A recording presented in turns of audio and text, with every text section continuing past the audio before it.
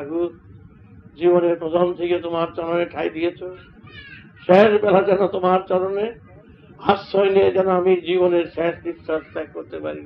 ঠাকুর তুমি ইহাই কৃপা করো।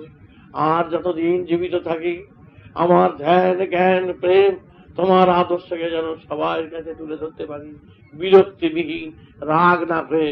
কারো যেন সবার অপমান লাঞ্ছনা গঞ্জনা, তুমি যেই শিক্ষা দিয়েছিলে 1936-এ, সেই শিক্ষার কথাই আজও আমার জীবনের প্রতি মুহূর্তে সূর্যের মতন বেঁচে আছে। দেখ রমেশ, তুই রাগ করিস নি, অপমান সহ্য কর। রাস্তায় ঘাস তো দেখছিস সবার চরণ তলে আছে, কিন্তু সে আজও সবার কাছে মাথা তুলেই আছে, তাকে কিন্তু কেউ পদদলিত করতে পারছে না।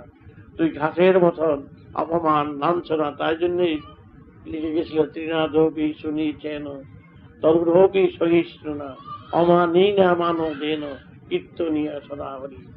তীরের মতন তৃণাদপি শুনি চেন, তরুর মতন তীরের মতন ঘাসের মতন হও, পদদলিত হও, এবং বৃক্ষের মতন তরুরপি সহিষ্ণু না, বৃক্ষকে কর্তন করছে সে কিন্তু ব্যথা পায়, উহা করে না। আচ্ছা আমাকে নিয়ে যদি কাজে লাগায় তবুও আমি মনে করব প্রকৃতির মহারাজ, আমার দ্বারা যদি উপকার হয় তবে সেই ঠাকুর তুমি মুক্তি করে দিও, এই কামনা করে গাছ। মাননীয় মানদের অমানিনা মানদের, যাদের মান নাই, যাদের লাঞ্ছনা গঞ্জনায় চলে গেছে তাদের মান দাও, তাদের তুলে ধরো, আমি যেন তাহাই করতে পারি। রমেশকে এই শিক্ষা দিয়েছিলাম 1936-এ। রমেশ সেইটাই সূর্যের মতন করে চলছে। আর তোমাদের মধ্যে আছে দেমা, অহংকার, তোমাদের মধ্যে রয়েছে নানা রকম বজ্জাতি বানা, নানা রকম ভাবে তোমাদের মধ্যে এগুলো রয়েছে। এইগুলো দিয়া আমার উপরে আছে সব ঢালছ, ফেলছ, ছিটছ। শিবের যেরকম গোবর গায়ে দিয়ে দিত, শিবের যেখানে দিত গোবর ছিটা দিত, শিবের গায়ে গোবর দিয়ে দিত, ঠিক আজ সেই গোবরের ছিটা চলছে আমাদের। যে এত করেও, এত এগিয়ে গিয়েও তোমাদের কোন রকম কোন সহযোগিতা নাই। তোমরা অত্যন্ত ছল চাতুরি মিথ্যায় প্রবঞ্চনায় এবং দ্বন্দ্বে নানা রকম ব্যাধিতে তোমরা জর্জরিত হয়ে আছো।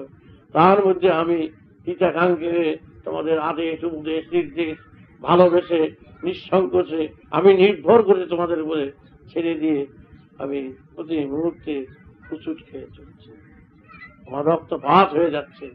তবু আমি এক মুহূর্তে আমি কাউকে বলি না কেন এরকম করিয়েছি। আঘাতের পর আঘাত খেতে খেতে খেতে খেতে আজ আমি বৃদ্ধে উপনীত হয়েছি। আর সময় নাই, সময় আর হবেও না। কিন্তু এখন আর বলার আমার কিছু নেই। আমার শেষ প্রান্তের আর কি উপনীত হয়ে যাচ্ছি, সেখানে আমার শেষ কাজ করে আমি চলে যাচ্ছি। আমি যা করে গেছি, যা করতেছিলাম, যা করার ইচ্ছে ছিল আমি পূরণ করে যেতে পারলাম না। তার কারণ আমার আদেশ নির্দেশ হলো সম্পূর্ণভাবে কেহই পালন করতে পারবে। যে কয়টি পালন করে গেছে অশ্বিনী চ্যাটার্জি, করে গেছে যোগেশ রায় চৌধুরী, করে গেছে আরো অনেকে এখনো করতে চলছে যথাযথ, করে গেছে আইডিয়া।